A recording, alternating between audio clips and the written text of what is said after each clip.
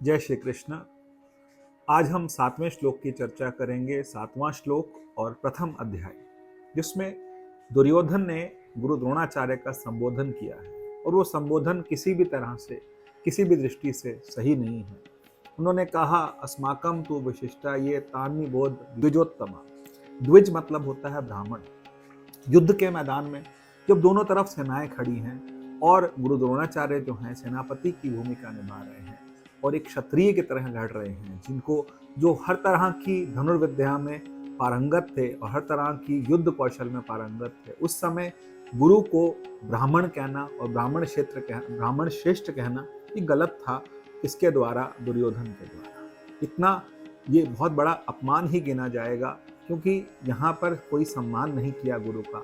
ये कहते कि यदि आप धनुर्विद्या में कौशल हैं या फिर आप किसी तरह से युद्ध कौशल में बहुत निपुण हैं, ये कहना एक संबोधन था। एक धनुश्रेष्ठ बोलते तो अच्छा था, ये बहुत बड़े योद्धा बोलते तो बहुत अच्छा था, लेकिन उस समय उन्होंने जाति सूचक ब्राह्मण कह करके उन्हें बुलाया और ब्राह्मण श्रेष्ठ कह करके बुलाया। ये उनका अपमान था। परंतु गुरु द्रोणाचार्य ने उस बात पर कोई प्रतिक्रिया नहीं दी। इसलिए भी नहीं दी प्रतिक्रिया क्योंकि वो प्रतिबद्ध थे हस्तिनापुर के राज सिंहासन के लिए, या फिर हस्तिनापुर के जो राजा थे धृतराष्ट्र, उनके लिए। यहाँ पर एक बात मैं कहना चाहूँगा, गुरु शब्द का मतलब होता है गा, मतलब होता है गु, मतलब होता है अंधकार, रू मतलब होता है अंधकार को दूर करने वाला।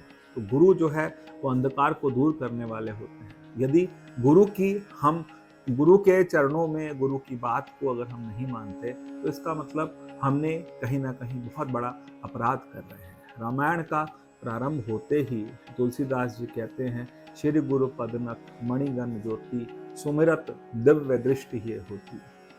इसी के साथ साथ वंदौ गुरुपद पदम परागा। यहाँ तक कि जो हमारे यहाँ सिख धर्म है वो पूरा का पूरा गुरु की ही महिमा पर आधारित है। तो गुरु को ही बोलते हैं गुरु ईश्वर, गुरु गोरख बर्मा, गुरु पार्वती माई। गुरु परमात्मा से भी ऊपर है।